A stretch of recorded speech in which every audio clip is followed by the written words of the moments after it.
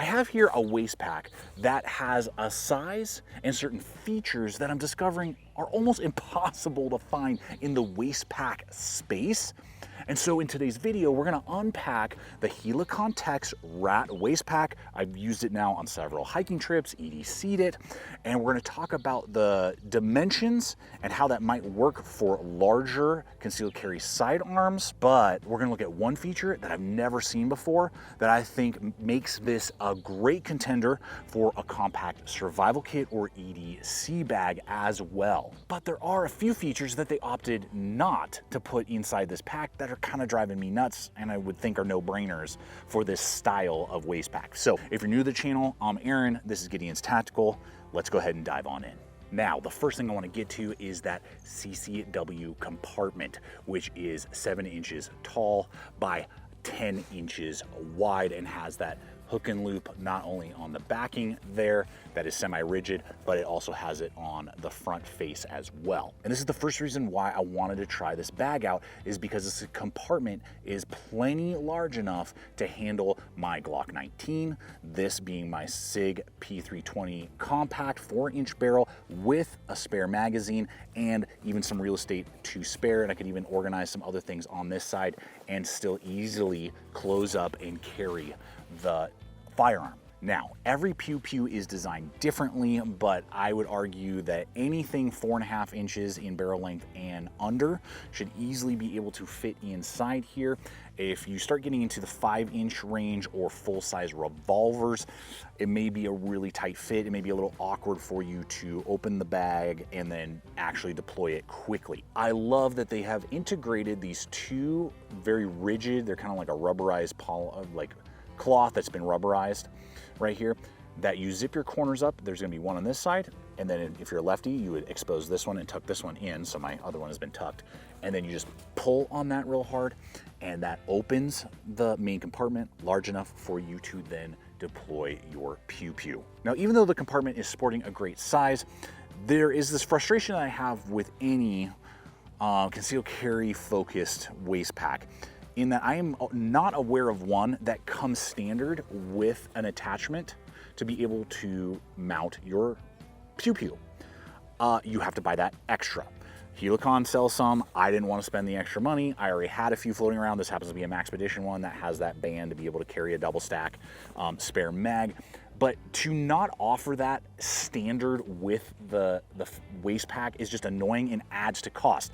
Now, the value is definitely there, and especially when you see the extra feature that just blew me away that I've never seen another pack that we're gonna look at in a moment.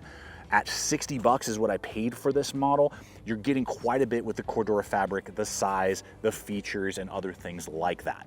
Now, I scored this one on Amazon, so I'll have links in the description box below. You can also hop on over to the Helikon site if you live in Europe. Now, in just a moment, we're gonna look at that second compartment and this wild feature that is so cool. But before we do, I do invite you to hit that like button. That really does help us go up in the rankings. And if you're not yet a subscriber, to consider subscribing, becoming part of the Gideonstactical crew here, and hit that bell icon so you can be notified every week when I put up new videos just like this. Because it is truly you, the viewers, in partnership with our regular sponsors, that help me to continue to get out here and make content, especially content that involves pew-pews. I mean, it is hard. It is hard to make content these days and do that without it just being crushed by the powers that be. And so I want to give a quick shout out to today's sponsor, which is Hardside Hydration. And Dane and Dustin, the guys over at Hardside Hydration, are amazing dudes who started a small business here in the United States to come up with a solution to our hydration problems, where we get the access to a hands-free hose, but instead of it attaching to a cumbersome water bladder that's a headache to clean, that is cumbersome and has tendency to leak, you can attach it to your favorite rigid water bottle, regardless if it's a wide mouth Nalgene or bottles like that, or with their ultralight Swig rig system, you can also attach them to those like smart water bottles that are 28mm mouthed size. So depending on what your favorite type of bottle is, and if you're trying to cut down on weight or you want durability, those are available. And they've been my go-to hands-free hydration solution for a few years now, and I just absolutely love it. Members of my friends and family who go out on my trips and hikes and run cameras for me love it as well. And since summer is here, I want to hook you guys up with an opportunity to win one of the original insulated Swig rig systems. So I'm going to have a link in the description box below over to Google Forums. The giveaway is running in the description right here. It's popping up from that point to that point, and all the details are in that link. So just click that link. It'll take you over to Google Forums. You can get yourself entered in a win, and then I'll pick somebody at random from that, and I will ship this Swig rig system anywhere in the world to that lucky winner. And in the meantime, it's a perfect opportunity for you to click on the main link over to the Hardside Hydration website, where you can explore all the different features and different variety of options that they offer, as well as scoring my exclusive 10% off promo code that you can apply towards your purchase. So check them out, get yourself that hands-free hydration without all the headache of those water bladder systems. Now to this very unique feature. In the second compartment, staggered off from the main sidearm compartment, we have zippers that will go about halfway down the bag on either side, and this opens up, and it has here a semi-rigid, it's rigid, polymer moly wall that is removable. So not only does this add a little bit of rigidness to the pack overall, but this now gives you the ability to either, because it has holes, shock cord, like a tourniquet if you want to this panel, making it very easy to deploy, or because it's semi-rigid and has those laser cut-ins, you can attach through either PALS webbing, a compact med kit like this one that has a SWAT tee, as well as a Celox bandage for helping with bleeding and making the wound coagulate.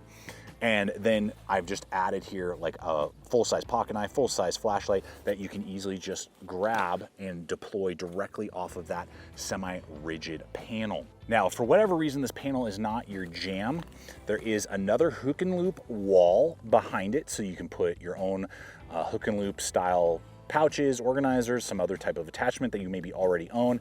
There are two Velcro attachments down the bottom that are looped together that you can just completely remove that panel and take it out.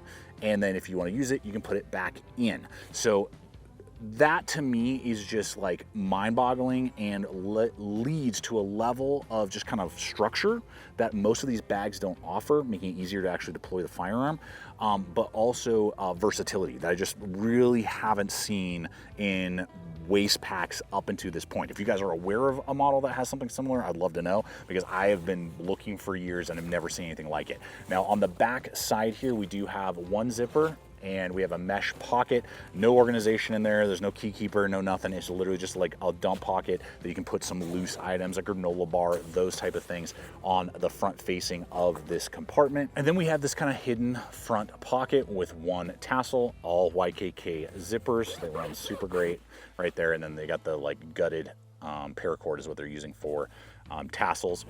You open that up, you have two tiny little dividers in there on either side, just kind of like little slits. This is the one thing that's like driving me nuts, a feature that they opted not to have that I'm like, why? This is like ideal for your car keys, or some other like a key ring, that has like a flashlight. If you just want to put a flashlight or something, there's no key ring or like tassel, key ring tassel anywhere in this bag. That is really annoying, and it makes me paranoid when I put my keys in here, that I'm like, okay, if I get in here for something else, I need a granola bar, and I forget to zip that up, my keys could easily just fall out on the trail. So that is definitely a misnomer, and kind of like, what were you guys thinking with that? So now we've looked at like the compartments and the organization, how about the ride and options in how you can put it on your body and carry the gear that you are holding on to. And as we transition to that, I'd love to know what you guys think now, having seen the layout, the 3 different compartments. Is this something that you're like, oh my gosh, this is amazing? Is it like, whatever, I don't even use waist packs, or I prefer smaller waist packs? That's something I would just love to know. And how many of you see value in making like a dedicated EDC bag or survival kit out of this? That would be very curious. I'd love to know. Or maybe med kit. So on the back side here, we have mesh that is breathable, definitely cuts down some sweat. I've been hiking several times with this. It's going to get damp down there, but moist, but it definitely mitigates versus just like slick nylon that some of the models that I've owned over the years have definitely had, and you have this like wet spot. So that's a big plus. We have good wings on either side here that kind of contour to your body. Again, that Cordura fabric logo, excellent right there. You have one click waist belt connection right there that you wrap it around your body. This is WT polymer, so good brand of polymer, good size webbed belt, very long, very large. I know in the dimensions on that right now because I lost off the top of my head. I mean, they give you like the little elastic key keeper, so you don't have loose stuff, flapping all over the place. Here's the first one. Here's the other part that I'm like, man, because this bag is so well laid out, you could use this as like a dedicated organizer inside a pack, and then pull it out when you're like at camp, and then wear it around camp, do things like that. I mean, there's lots of variety, but you can't either disconnect or tuck the belt. The belt is untuckable. If they had just put a little sleeve right here to be able to wedge your belt through and just hide it away, or possibly even run your own belt or like a waist belt on a larger backpack, that would have been awesome and really added to the versatility. So there's a little bit of a drawback. These are not going anywhere. They're flopping around. The best you can do is kind of cinch them down tight behind the back side if you're wanting to like throw it in another bag. Now, hiking in the front or back, totally fine. Have had no issues around camp. Okay, so here we are around town. And to me, I would never walk around town with this big and bulky a waist pack.